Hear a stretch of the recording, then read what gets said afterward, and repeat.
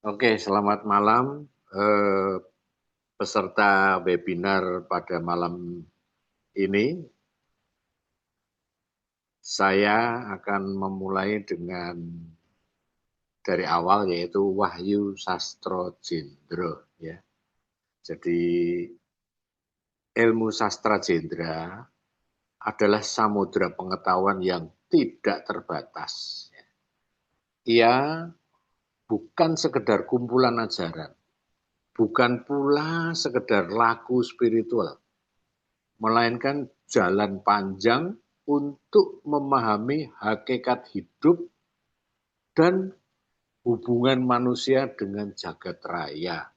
Nah, dalam pandangan kebatinan Jawa, ilmu ini merangkum falsafah hidup yang telah lama dikenal dalam kejawen.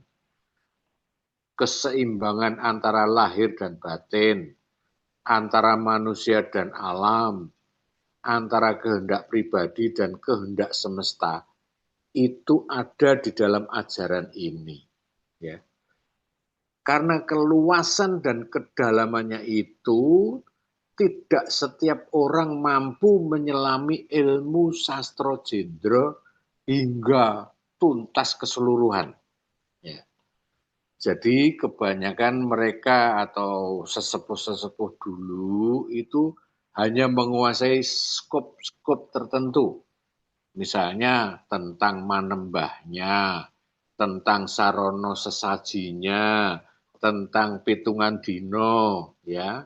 Kemudian ada juga tentang kawaskitannya, tentang kanuraganya.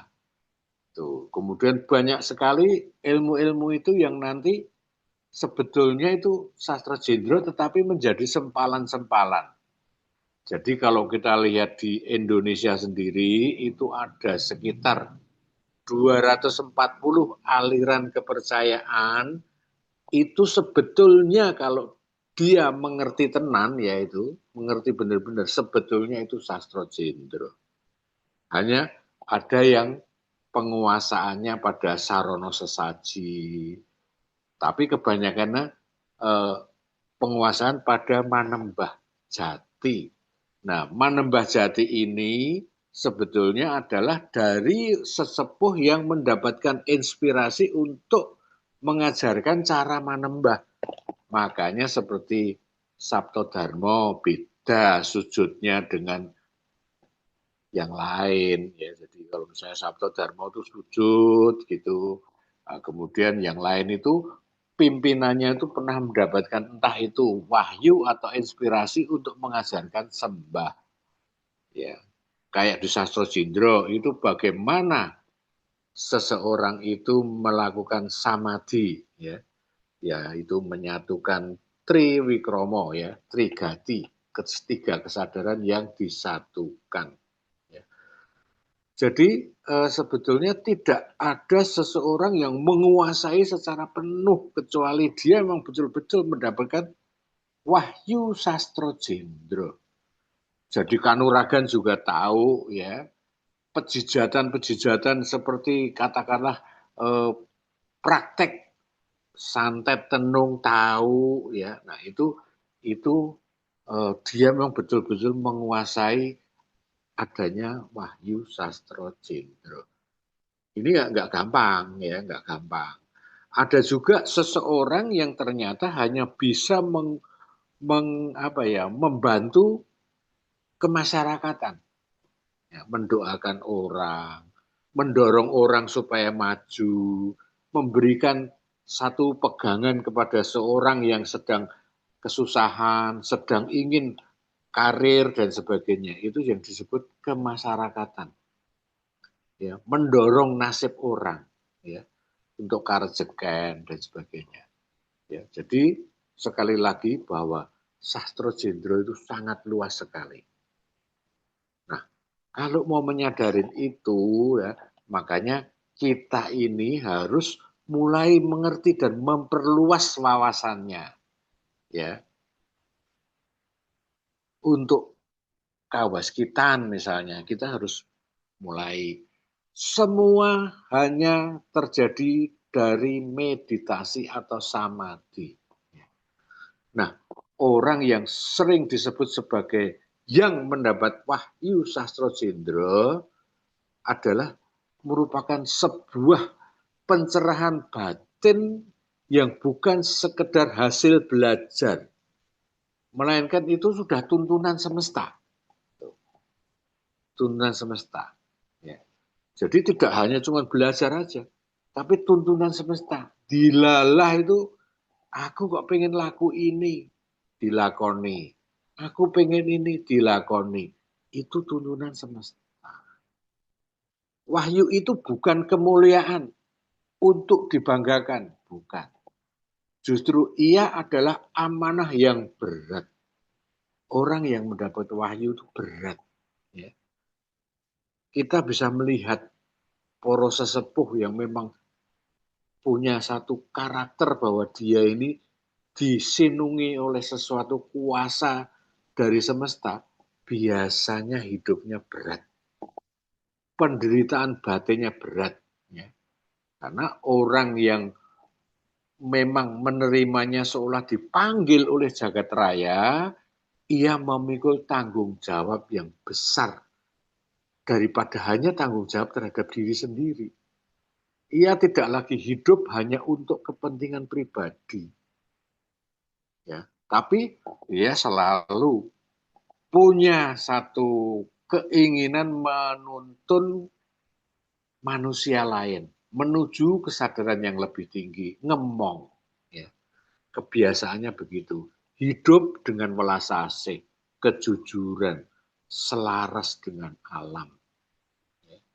Nah, dalam perjalanan hidupnya, orang yang memegang wahyu sastro jendra seringkali harus menempuh suatu kesunyian, ya, kehampaan, ya, bahkan kadang-kadang menderita. Ya. Ia memahami bahwa kebenaran yang ia bawa tidak selalu mudah diterima. Ya. Kadang ia dipandang aneh, kadang ditolak, bahkan kadang disalahpahami. Dan bahkan disalahpahami oleh zamannya sendiri. Zaman yang tidak merupakan salah pahamnya dari zaman. Namun dia tetap berjalan terus ya, sebab ia bukanlah orang yang mengikuti keramaian, melainkan panggilan batin dari semesta yang hidup. Nabi-nabi misalnya, kita bisa membandingkan mana nabi yang betul-betul kewahyon dengan wahyu sastro jendra. Kenapa saya bilang wahyu sastro jendra?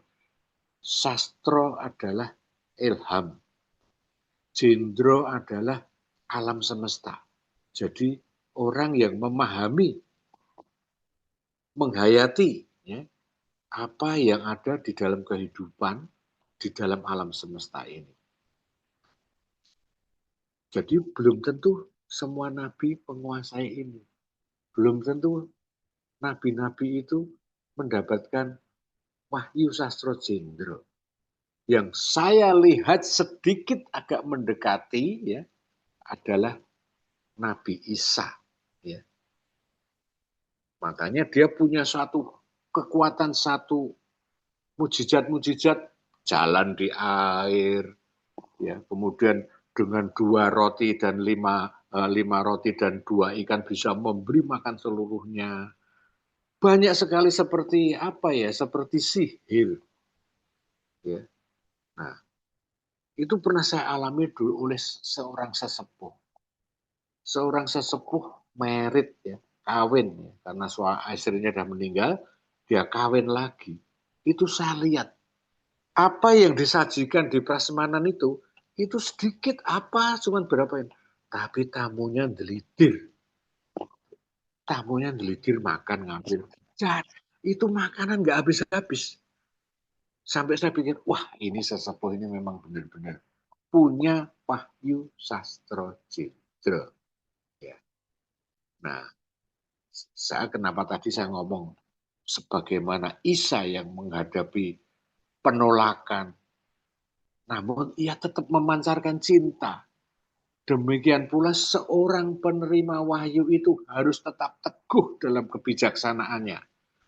Ya, ia tahu bahwa tugasnya bukan memaksa dunia berubah, melainkan menyalakan cahaya kecil di dalam hati manusia. Cahaya-cahaya yang suatu hari dapat menerangi zaman. Maka kita sebagai seorang yang menghayati sastro jendro, ya, itu kita bukan sekedar mengerti tentang rahasia, tidak. Tetapi adalah merupakan panggilan untuk menjadi jembatan antara manusia dan kesadaran ilahi di dalam semesta. Jadi kalian semua berbahagia. Kalian semua boleh bangga. Ya, jika bisa menjembatani manusia. Ya, sehingga dia mendapatkan kesadaran ilahi di dalam semesta. Maka ya saya harapkan ya nanti kita dari Sastro Jendro Living Academy banyak yang ikut ya. Karena disitulah sebetulnya hampir sama dengan Isa. Nabi Isa itu seperti ember yang turun ke sumur. Dia nyiduk air, diangkat lagi ke atas. Dia nyiduk dosa-dosa manusia, diangkat lagi ke atas. Ya. Sehingga dia pun juga berkorban, disalibkan oleh orang-orang yang tidak mengetahui, tidak mengerti. Ya. Makanya kita hanya bisa melihat itu, Wahyu Sastro Jendro. Ya. Saya sebagai sesepuh Sastro Jendro Living Academy, pada mulanya langkah itu diambil dengan niat yang sederhana namun tulus. Namun ternyata tidak. Alamlah yang akan memberi kita. Bukan hanya niat, bukan hanya congnya diri kita sendiri. Tidak. Tetapi kalau memang alam sudah menentukan, baru. Ya. Jadi melestarikan warisan spiritual Nusantara ini tidak mudah. Saya pernah nulis di WA Group bahwa seorang yang mendapatkan Wahyu Sastro Jendro sering tersingkir dalam situasi sosialnya. Itu juga ada menurut Profesor Kuncoro Ningrat waktu diskusi di Semarang. Ya. Sebab di dalam ajaran Sastro Jendro ini tersimpan nilai-nilai kebijaksanaan yang telah hidup lama dan merupakan satu budaya di Indonesia. Nilai tentang harmoni, juga tentang kesadaran diri, tentang keselarasan manusia dengan semestanya ya. Ia adalah bagian dari akar kebudayaan yang membentuk cara pandang hidup masyarakat Jawa dan Nusantara pada umumnya. Namun ya sering perjalanan pendalamannya itu tersingkap kenyataan yang jauh lebih dalam dari sekedar pelestarian budaya. Seperti keinginan saya. Keinginan saya adalah melestarikan budaya. Ya. Namun ternyata ada suatu pendalaman-pendalaman yang ketemunya merupakan satu lapisan ilmu yang harus diselami. Justru sepertinya kita harus menarik diri semakin ke wilayah yang sunyi. Wilayah batin yang belum sepenuhnya tersentuh cahaya ilahi. Jadi kalau kalian semua pernah mendengar bahwa itu dulu adalah gangster, itu dulu adalah perampok, katakanlah seperti Sunan Kalijogo, ya. Nah, itu wilayah batin yang belum sepenuhnya tersentuh cahaya ilahi. Ya. Seperti dulu saya pernah menjadi ketua pedagang kaki lima PKL di Jakarta Timur. Ya. Kemudian saya juga pernah memimpin satu gerakan demonstrasi waktu saya masih di muda ya, masih muda. Kemudian ya itulah, itu hal-hal yang sedemikian itu adalah ruang di mana manusia harus berhadapan dengan dirinya sendiri, dengan keraguan. dengan bayang-bayang ego, dengan sok jagoan, ya gampang. Ternyata menghilangkan orang itu gampang, ya. Tetapi kita tidak mungkin, karena kita harus lepas dari bayang-bayang ego, dendam, kebencian, dan sebagainya. Nah, dengan keterbatasan yang selama ini tersembunyi, di sanalah terasa bahwa jalan ini adalah bukan jalan yang ringan. Ilmu sastra Jendro tidak hanya meminta pemahaman, tetapi juga pengorbanan batin.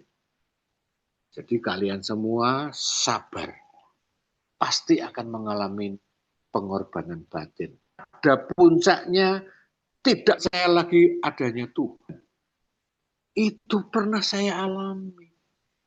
Aku sudah tidak percaya lagi karena nasibku begini. Nah, itu terjadi. Tetapi sebetulnya itu adalah menuntut keberanian untuk menanggalkan kepentingan pribadi. Kesediaan untuk jalan dalam kesunyian. Keteguhan untuk tetap melangkah meski cahaya tujuan belum sepenuhnya tampak. Harus dijalani. Ini saya umpamakan kalau kita ke Gunung Lawu. Kalau di zaman dulu kita mendaki Gunung Lawu itu nggak gampang. Sudah jalan kaki berat ya. Pada perhentian-perhentian tertentu kita tidak ada petunjuk apapun juga. Petunjuknya hanya apa? Seekor atau 2 ekor burung jalak. Nah, anehnya burung jalaknya tuh agak coklat kayak kalau burung berkicau tuh kayak wame ya, wambe ya itu. Nah, kalau sudah di puncak kira-kira perhentian yang keberapa, kelima atau keempat itu ada burung yang turun tek tik tik tik tik tik jalan. Kita selamat, pasti tidak kesasar. Itu sudah memberikan jalan. Makanya kaki jalak itu sering disebut tapak jalak. Anda kalau senang main dengan cincin ya, ake misalnya, ada cross gitu. Wah, ini tapak jalak. Ini menuntun menuju ke sesuatu yang apa yang ingin kita tuju. Saya sering, wah ini sudah puncak sekali tapi nggak ada burung yang turun menunjukkan jalannya. Nah, suatu saat ada burung, satu dua, itu jalan di depan kita ikutin. Berarti kita bakal sukses, bakal selamat. Nah, ini sama juga. Anda mendalami sastra Jendro Hayuningrat ini. Ini akan terjadi hal-hal yang seperti itu. Nah, itulah yang disebut bagaimana membuat satu keputusan. Membuat bagaimana jiwa kita punya keyakinan. Nah, ini saya pernah bicara tentang keyakinan. Wah, banyak teman-teman yang percaya. Apa sih itu keyakinan? Gitu. Susah keyakinan. Mau filsafat apapun juga, monggo. Nggak bisa. Nggak bisa kita. Keyakinan itu tetap merupakan satu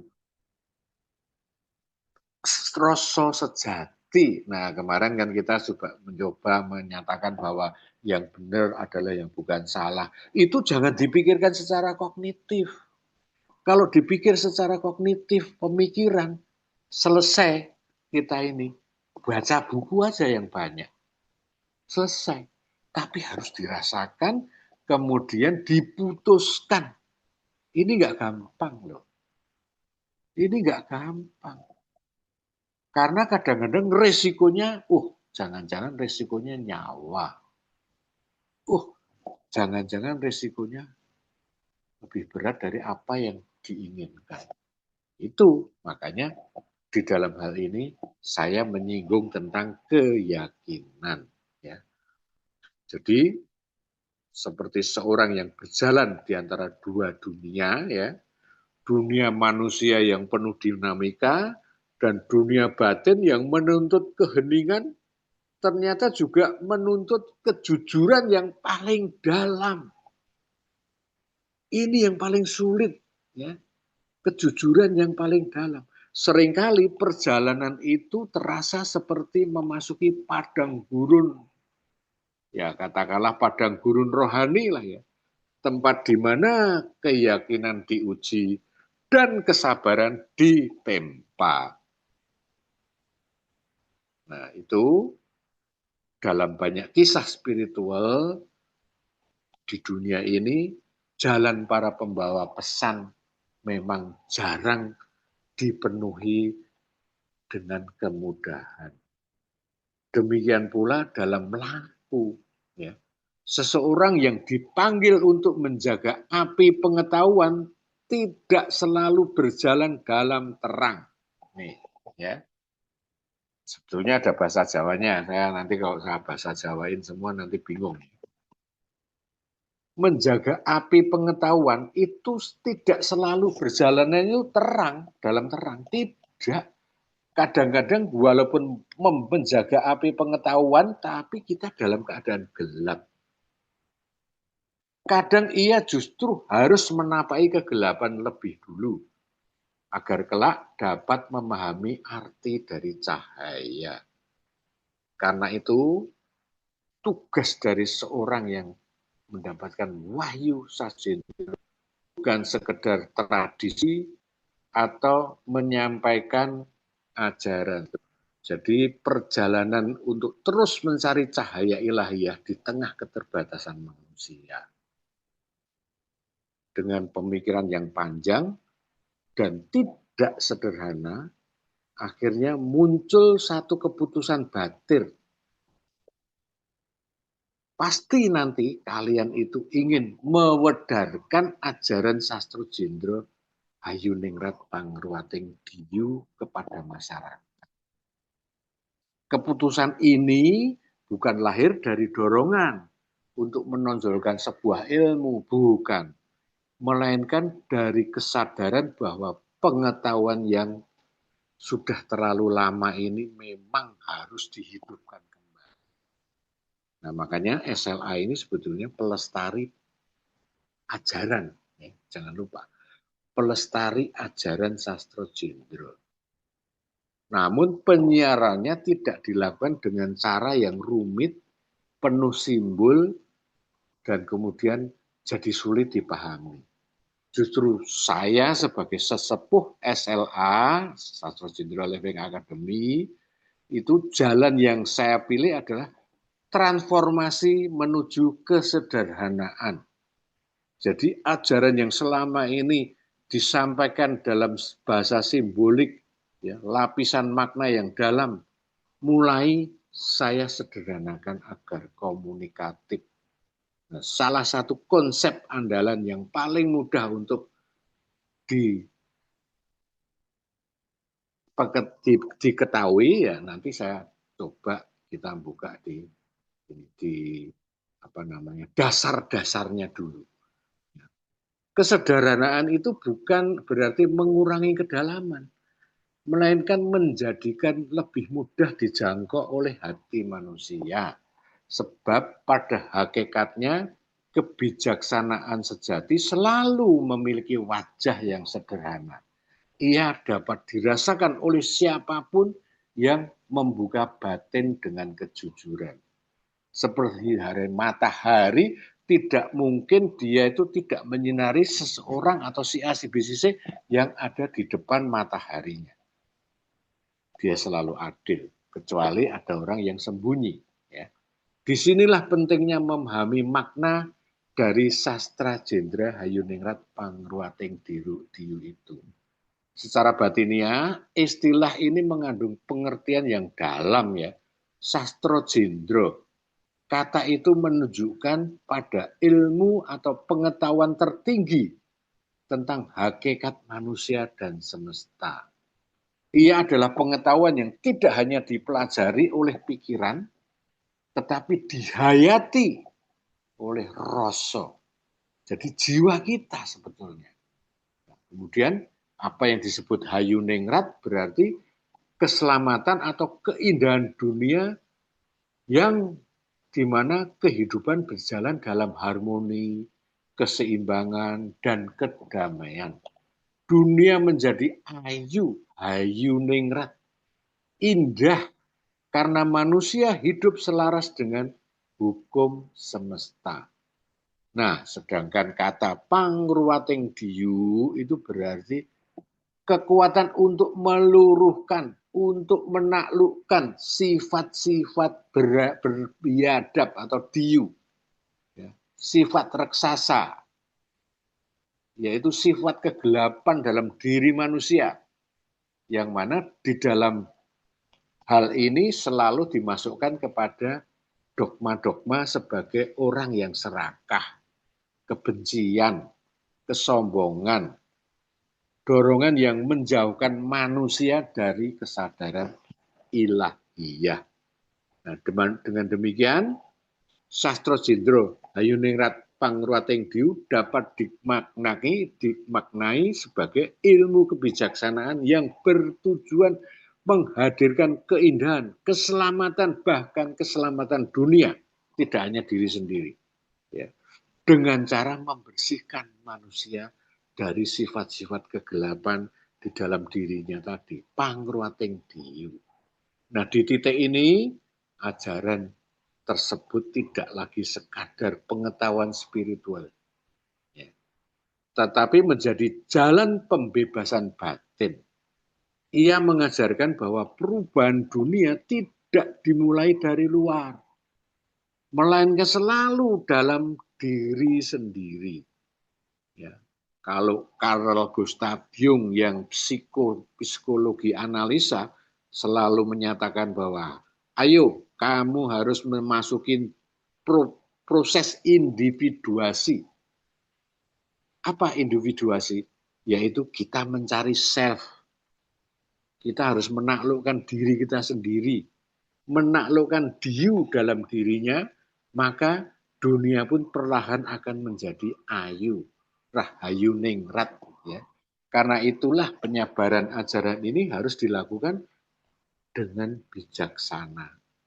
Ia bukan untuk menciptakan pengikut ya. Tidak perlu pengikut nggak banyak nggak apa-apa. Tetapi bagaimana ia bisa membangun kesadaran. Satu dua orang dibangunkan kesadarannya. Sebab pada akhirnya tujuan Sastro Jendro bukanlah kemegahan dari suatu ajaran.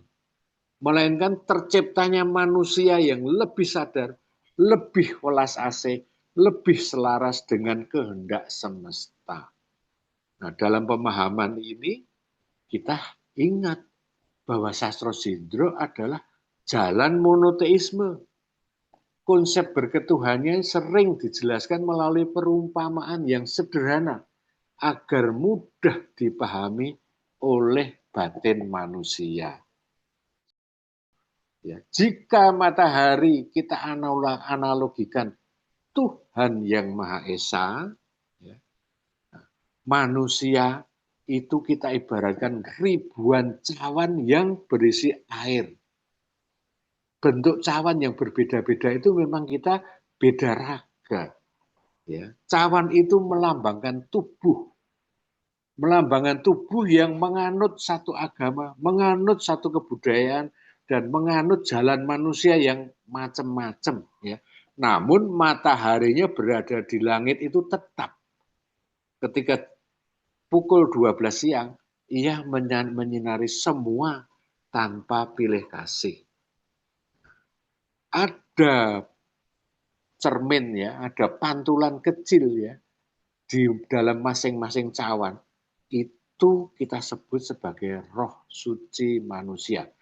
Mungkin ini sudah pernah saya jelaskan, tetapi inilah sebetulnya konsep dari SLA tentang Sastro Jendro. Ya. Jadi nggak usah melenceng kemana-mana. Inilah konsep monoteisme Sastro Jendro yang diajarkan dalam Sastro Jendro Living Academy. Pantulan itu disebut roh suci manusia, kecil-kecil ya. Nah, ia bukan matahari itu sendiri, tetapi memantulkan cahaya dari matahari yang satu. Maka kadang-kadang ada kata, oh Gusti Allah yang satu. Ya betul, Kita kan analogikan matahari.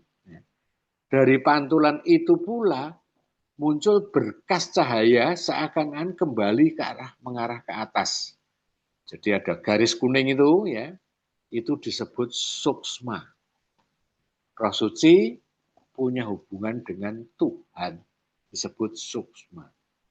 Ya.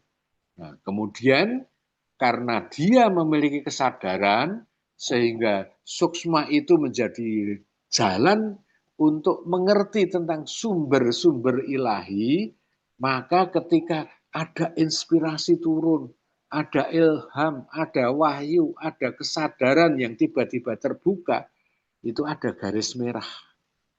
Nah, disitulah jalur itu sudah disebut suksmo kawekas atau suksmo langgeng.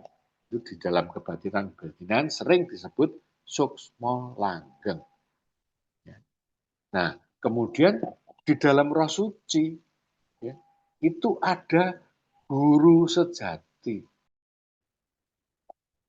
Kemarin di grup ya, saya menceritakan tentang guru sejati. Guru sejati bukanlah sosok manusia, ya, bukan pula guru dalam pengertian lahiriah. Ia adalah inti kesadaran ilahi yang bersemayam di dalam diri manusia. Sebuah titik keheningan batin yang selalu terhubung dengan Tuhan. Jangan salah, ada yang bilang, wah kita cuma ngawasi guru sejati. Tidak. Guru sejati inilah yang sesungguhnya membimbing manusia dari dalam untuk bergerak. Ya. Nah, di situ maka saya gambarkan sebelah kiri ya, guru sejati itu yang merah tadi ya, kemudian ada putih itu adalah nurani. Jadi kita ada pertimbangan-pertimbangan setelah guru sejati menerima wahyu atau inspirasi. Ya. Di situ ada nurani. Kemudian ada yang abu-abu muda itu kaweksanan. Ya. Kaweksanan itu merupakan satu keinginan untuk memutuskan. Ya, ini disinilah sebetulnya keyakinan berada. Istilah yakin itu ada di kaweksanan. Nah, kemudian yang abu-abu gelap itu adalah panindakan. Panindakan ini pelaksana aku, ya. Jadi dia itu lebih cenderung mengalirkan semua yang ada dalam guru sejati tadi ke otak.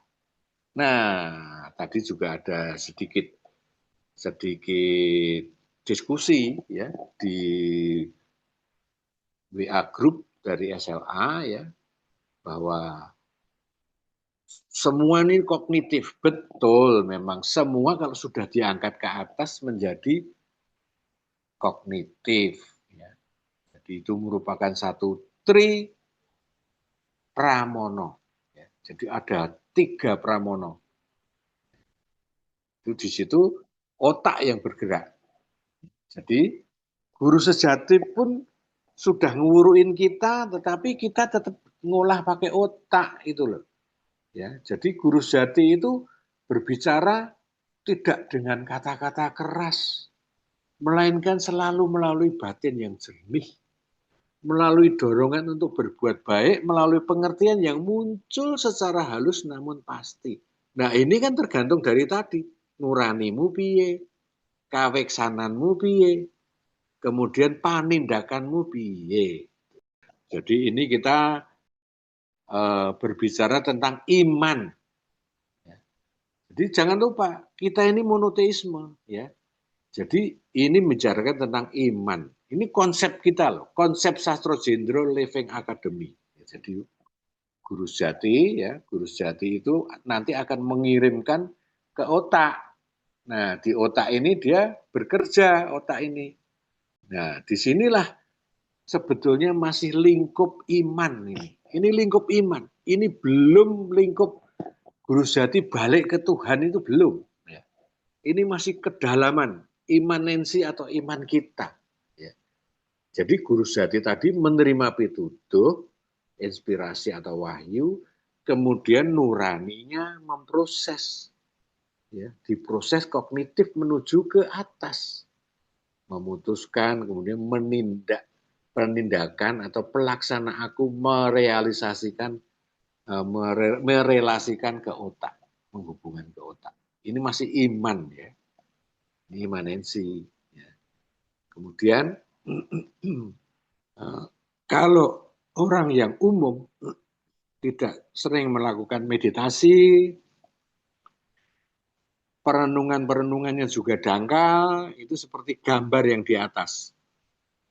Guru sejatinya tidak lebar, kemudian nuraninya juga tidak lebar, kemudian kawiksananya justru melebar. Yang kedua, yang terakhir, yang abu-abu tuanya semakin melebar. Artinya penindakannya itu selalu dihantui atau dibayangin oleh cara berpikir. Kalau yang waskita, itu merahnya lebih besar, guru sejati besar. Misalnya, contoh ini ya, kita meditasi, saya misalnya, saya meditasi, ya, kemudian saya melihat ada pohon pisang yang memiliki buah satu tundun, gitu, tek gitu satu tundun. Oke, saya tangkap, saya terima, guru sejatinya merah ini. Terus nurani saya, ayo kita coba, benar-benar ada enggak itu bayangan yang ada di kepala saya. Nah, disitulah kawiksananya tipis, panindakannya juga tipis. Kita jalan. Malam-malam kita keluar dari rumah, kita jalan. Kita coba. Dulu belakang saya banyak kebun, masih sepi, masih kebun, belum perumahan ya. Dek-dek kita jalan, cukup gitu ketemu ada pohon pisang dengan buah yang serentet. Kebetulan memang saya bawa golok ya, tak putus. Bawa pisang satu tundun ke rumah. Di situ juga istri dan anak saya bingung. Kok bisa dapat begini? Nah, ada lagi ya, terjadi. Ini anak Sastro Jendro juga. Di Nusukan waktu itu, ada kebakaran. Kemudian ada bapak ibunya ini yang punya anak ya, bayi itu keluar duluan. Karena saking bingung keluar. Bayinya masih ada di ranjang. Masih di dalam kamar. Nah, teman saya ini ya gitu. Wah, guru sejati ini abang. Nekat, cong, masuk, bus, ambil anak itu. Keluar selamat. Nggak ada apa-apa. Ya. Jadi bayinya selamat. Semua orang pada gumun. Kok bisa gitu ya? Ini loh yang saya sebut. Panindakan dan kawiksanannya itu kalah sama guru sejatinya. Guru sejatinya itu sangat ini, disebut waskita kalau gitu. Nah, dalam tradisi Sastro Jendro, guru sejati sering dipahami sebagai penuntun batin menuju kesejatian hidup. Jangan pakai pikiran lagi. Logika kita tuh cuma sak umplung kelopo. Kita lebih luas rasa. Kita pakai rasa.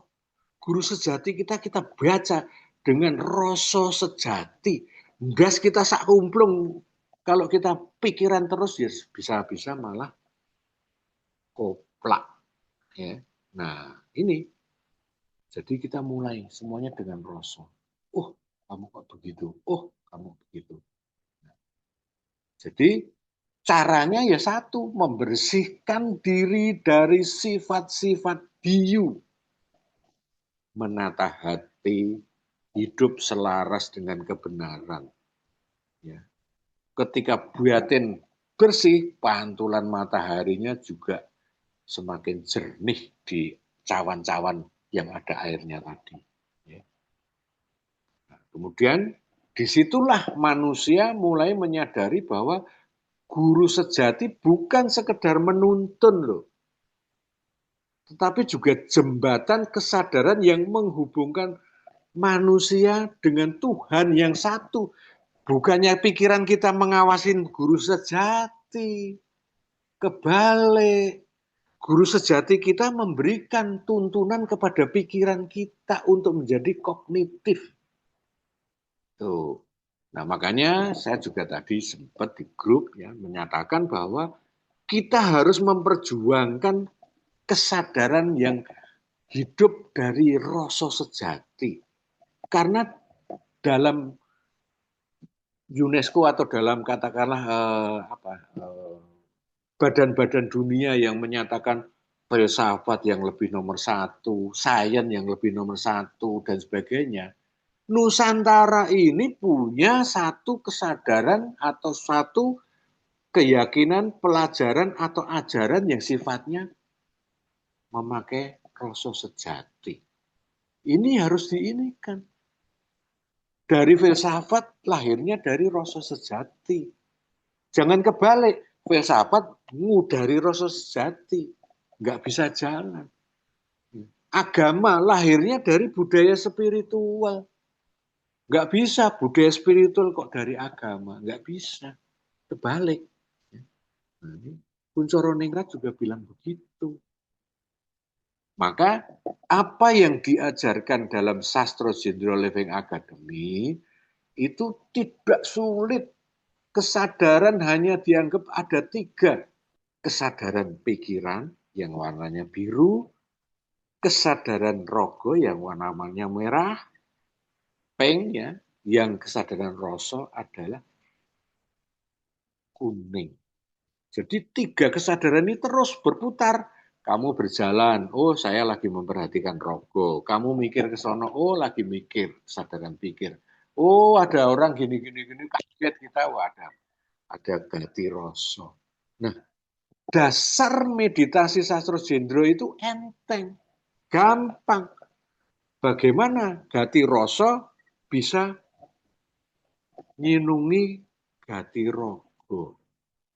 Jadi pertama kali kalau kita meditasi, rasakan rogo semuanya, jingleng rogo. Ya, dijingleng rogo itu dari kaki sampai ke atas terus dirasake. Itu sudah meditasi.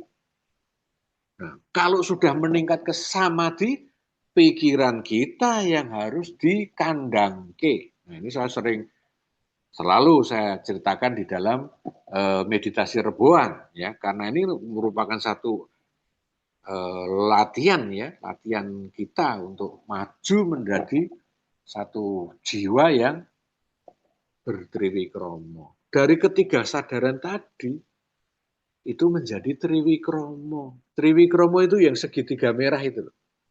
Nah, segitiga merah itu dikuasain oleh guru sejati. Itu. Jadi kalau tadi ini triwikromo tadi kita gambarkan mendatar, turun gitu ya. Nah, gambar merah itu menuju ke Tuhan yang Maha Esa. Ya, tuh gambar merah ini menuju ke Tuhan yang Maha Esa. Yang saya lingkarin cuma putih gitu. Itu saya gambarkan itulah Tuhan. Jadi dari 3 kesadaran atau trigati menjadi triwikromo. Ketika triwikromo dia naik dari iman seni tadi, imanensi tadi, tri pramono dulu. Ya. Pertimbangan-pertimbangan dan sebagainya. Nah, garis menuju merah itu tadi yang disebut sukmo langgeng atau sukmo kuoso. Jumbuhing kawula Gusti. Ya, itu. Di situ ada revelation atau wahyu, enlightenment, penerangan atau pencerahan ya. Ada inspirasi, ada vision kenabian. Kita tidak usah takut. Kita pun juga bisa mendapatkan vision kenabian. Nah, bidang yang di atas ini yang menyatu dengan ketuhanan ini disebut transendental. Ya. Kalau sudah transendental begini, ojo mbok pikir. Karena pikiran tadi masih ada di imanensi, di tripramono, di pramono tadi. Nah, tuh ya. Jadi kita harus punya pengertian yang tidak terperangkap oleh suatu pengetahuan-pengetahuan yang menjadi dogma. Kita nggak bisa berkembang kok. Misalnya kita menguasai tentang Einstein, kita menguasai tentang kuantum, nggak bisa berkembang. Karena kenyataannya kuantum itu juga kosong. Nah, inilah hebatnya Sastro Jendro, ya. Jadi kalau kita meditasi itu sebetulnya tujuannya banyak. Cuman kalau kita melihat di sono-sono itu tujuannya refreshing katanya, ya. Healing katanya, untuk penyembuhan, ya. Nah, padahal di Sastro Jendro ini menyatu sama Jumbung Kawula Gusti. Jadi afirmasimu itu bisa saja kamu minta yang gaib. Nah, makanya tadi saya juga nyinggung, apakah di Bogor itu banyak tukang santet, ya? Apakah ada ya tukang santet?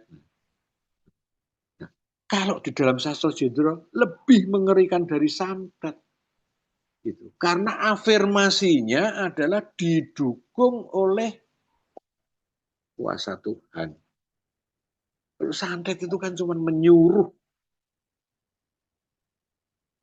dunia hitam, nyuruh makhluk, nyuruh roh-roh. Kalau ini kamu sudah ini, makanya saya bilang kalau jamasan hati-hati. Kalau pageni ya, kalau resik pakai api itu hati-hati. Itu manjuri setengah mati. Ya. Karena kita dalam keadaan transendental. Nah, jadi apa yang disebut tadi Wahyu Sastro Jendro itu memang sangat luas. Tetapi kalau kalian nanti sudah menguasai ini selalu nanti sering saya bicarakan nih. Sering saya jelaskan lagi. Kalau menguasai ini nanti otomatis kita itu dapat kok dawuh, oh sesajine kudu ngene. Seperti kemarin, setupaingan. Oh, sesajinya cuma ampiang kambil. Ampiang yang dari kelapa, warnanya merah putih. Itu kuncinya. Itu dawuh itu ada. Gitu loh. Jadi kita sudah harus mulai sarana sesaji itu memang ada dua macam. Ilmu sarana sesaji saya mempelajari dari Mbah Binem itu, buyutnya admin kita Aji namanya Mbah Binem. Kemudian Mbah Wito di Langenarjo. Itu saya mempelajari yang pakem-pakem. Oh, nek wayang Arjuna ki cilik intro kasih apa? Oh, yang ini itu pakem semua, itu simbolisme. Tetapi kalau kita sudah menguasai jenenge transendental meditatif ini tadi, dawuh itu turun sendiri. Itu Mbah Buyutnya admin kita itu sekti. Orang bayi sakit dibawa, dipijitin, udah langsung dingin, nggak panas. Badannya nggak panas. Soal saya nungguin. Dia pakai Mbah. Ini tak dadah. Loh, di dadah pripun? Saya ongkek-ongkek. Lah kok ya iya, nanti lihat aja. Dulunya rewel. Udah pulang dibawa sama ibunya. Sudah sehat, sudah tidak rewel. Saya tungguin dulu. Bahkan saya kadang-kadang belajarnya apa? Mbah Binem, aku mbok dipijiti. Nah, ketika dipijiti ini itulah saya mancing. Mbah, nek sesajine anu Arjuna napa, Mbah? Nek bersih desa. Terangin. Gitu. Di situ saya belajar diam-diam, tapi itu pakem. Catatan saya sudah hilang kebanjiran. Mbok Wito juga gitu. Mandi di Langenarjo. Air anget, air belerang. Tempat pemandiannya PB10, Sri Sunan PB10. Saya ngomong sama Mbak Wito. Mbak Wito, piye? Pakeme apa? Tumpeng ki ono berapa macam? Diceritake semua. Ono tumpeng robyong, tumpeng emas, tumpeng ini, tumpeng itu. Banyak diceritake. Itu simbol-simbol semua. Ya. Itu lambang-lambang semua. Dan itu bukan pakem dan kita tidak berdosa untuk menyalahi. Nah, ketika kita di dalam Sastro Jenderal Wing Academy ini, kita lebih banyak mendapatkan informasi yang sifatnya lebih transformatif. Kemarin tumpengnya juga mungkin kalau orang-orang yang tahu tumpeng, huyu. Setupaingan tumpengnya cuma polos, lauknya cuma gudangan, kambek dok kamal. Dok kamalnya dibelah-belah itu. Tuh, bayangin. Tumpeng biasanya nganggu ingkung, nganggu ini. Ini cuma ini doang. Itu dawuh kok. Loh, sebetulnya di keraton pun juga sama. Dulu pernah loh ada barian tumpeng cuman suruh nyari madu mongso. Setiap orang selamat dengan madu mongso. Itu madu mongso ketan yang hitam itu loh. Itu dawuh ratu, dawuh rojo. Nah, sekarang kan tidak ada rojo, ya dawuh sesepuh. Tuh, ya. Jadi kita kembali lagi bahwa Wahyu Sastro Jendro itu sangat berat dan luas, ya. Yang kewahyon dari Wahyu Sastro Jendro itu hanya bisa dimengerti saja. Kalau dulu ya ada sesepuh yang tiba-tiba bisa punya satu mujizat-mujizat misalnya. Kalau dulu ya. Tetapi kalau zaman sekarang sudah nggak ada. Ya, zaman sekarang ini wahyu itu sudah menjadi hak kalian semua. Kalian tuh bisa dapat inspirasi itu sudah wahyu. Ya. Tidak sehebat zaman dulu. Sri Gutomo misalnya dapat wahyu, aku harus gerak begini, aku harus sujud begini. Langsung diceritakan kepada anak buahnya. Mulailah semua sujud dengan begitu. Manembahnya Sabto Darmo. Ya. Nah kalau di Sastro Jendro tidak hanya satu. Meditasi Triwikromo. Itu banyak yang sudah jalani ya sukses semua. Ada yang sukses secara material karena dia panyunan terus ya. Dalam meditasinya dia panyunan. Sukses secara material, bisa duduk menjadi orang-orang yang pangkat.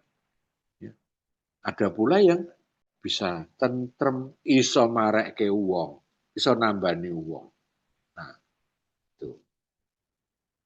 Jadi saya kira mungkin kalian nanti mulai akan muncul ya. Saya harapkan setelah sering meditasi, bila perlu kontak saya, tanya, jawab, ngomong-ngomong, ayo apa.